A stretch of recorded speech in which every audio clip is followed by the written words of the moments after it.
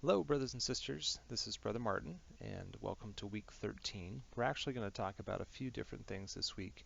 Our focus in the past has been on trying to get to a point where we can move forward, trying to control our budget, trying to protect ourselves against risk using different things like insurance. But this week we're going to talk about getting ahead. So the assumption here is that to put ourselves in a position where we can invest and where we can look at different products for retirement and to store money and get returns over the long term, we're making the assumption at this point that we have successfully managed our budget and freed up some funds that we can do something extra with, things to get ahead. So let's take a look at what we have available and how that affects each one of us. So again, with the lesson summary, we can see that this week everything is due on Saturday. So without fail, down the board, it's all due Saturday. So something for you to keep in mind. Um, when we look at each of the different items, the information this week, as I said, is going to focus on understanding the different rules and not rules, but principles and concepts of investing.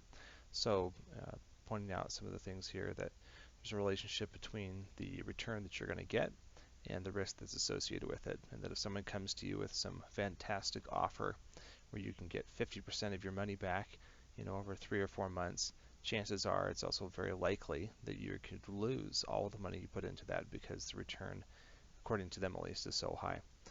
Also, the more outrageous the claims and the return, the more likely it is to be a scam. So definitely something to be aware of. Talks about different things like CDs, investment vehicles and products, such as stocks and bonds, and understand the difference between the two. That one's a debt instrument, a bond, and the other is an investment in a company. It's a piece of ownership that you buy. So trying to identify a little bit about the stock market itself and how that functions. Understand there's a relationship between the value of the stocks and opportunities, and also understanding that when we buy and sell, that price may indeed change according to the demand, as well as the reports from the company themselves on how that they're doing. There's different kinds of stock. They're only going to get into a couple, common stock, preferred stock, and so just understanding that one generally has voting rights associated with it, but the other has priority when things are sold at a loss, if the company goes bankrupt and the stockholders are being paid out. So understand a little bit about the two, where if you have that opportunity to buy or sell, you can see what's available there. So there's also a section on capital gains, and just understanding that when you buy and sell, if there is indeed a loss or a gain, that the profit from that may be taxable. It usually is taxable, and that if there's a loss, that may be tax deductible. So just recognizing that there's different things that we affect our situation differently based on the opportunities that are presented in the buying and selling of different products. And frankly, the same goes for real estate and any other type of capital asset. So first activity after you read through the assignment and take the quiz is actually looking at our main activity for the week, so 50 points. And in this one, there's a research component. This is fairly consistent throughout the class, so they encourage you to first visit a few different websites and look at services from financial planners.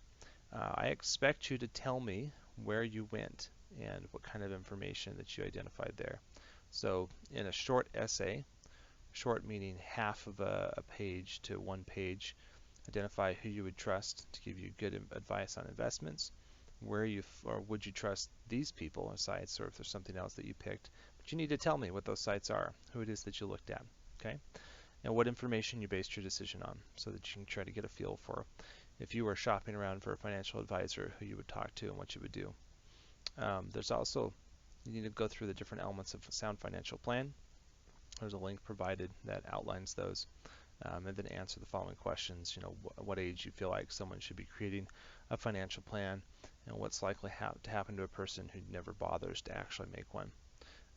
The last step, step 4, is that you're going to actually craft your own financial plan and include it after the brief essay. So be sure to include at least the following. Figure out 3 months pay and how you're going to save for that, basically creating an emergency savings.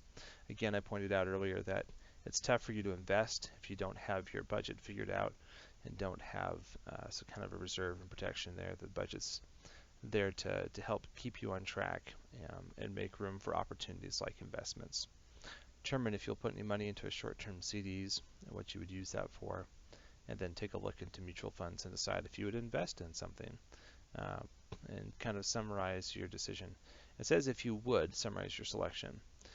If you would not, you need to tell me why. So it can't just be, oh, I wouldn't do it, so I don't have to do the rest of the assignment. No, you need to explain your rationale on why you wouldn't do that and what some of the risks on either side are, because there's benefits and there's the pros and cons to both. Discuss your current investment opportunities as well, if you have something through work or a Roth IRA of your own or something that way. And then, of course, you're just going to upload all of those. So that's our major assignment. Do some research on the information that's there. Respond in a half to 1 page essay, identifying these different things and telling me which of these sites that you actually utilize. So if I go there, I'm going to find information that's consistent with what you're telling me in the essay. Understanding what a financial plan is required, answering these, adding these questions to the essay at the bottom there, and then crafting your own financial plan. I want to point out that it gives you some freedom to include other things, and I think that there's a lot of benefit in investing in what you know. And so if you have a solid skills and the value of cars and being able to repair them and all that kind of stuff, I mean, don't be afraid to look at other ways that you could invest in certain things and identify those.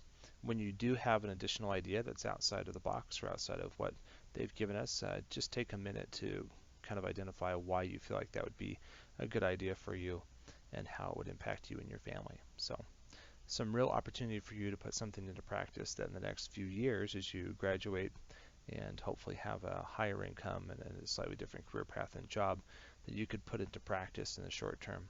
So something to keep in mind. All right, after you've done that, we're talking about the discussion, and predictably enough, we're really looking at investing and talking about some of the risks and benefits there. So we'll respond to the following questions. What's the importance of financial planning for young people? What are the risks and what are the opportunities? And each one of those should take you a couple of, well, more than one sentence to answer. So please take the time to answer them thoroughly and accordingly. There are 6 points each, as you can see here. And so if you give a very general abbreviated answer, then expect a very general abbreviated score. But I know you have some thoughts on this. After you've done that, you want to take the time to respond to at least 3 other students. That's at least 3 other students. Just like with the others, your initial post will be due on Tuesday. Your responses to students should be due on Thursday, and we will wrap up the entire thing on Saturday. And if you want full points, you need to respond to other students who talk to you on your post. So fairly straightforward this week.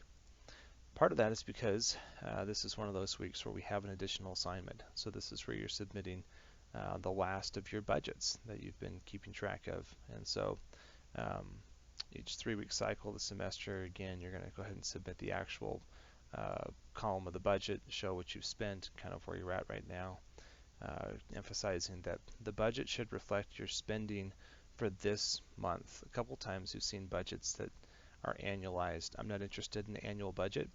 It is very difficult to look at an annual budget and see if someone's really making any progress in the short term. So we're talking about 3 to 4 weeks that we've been dealing with.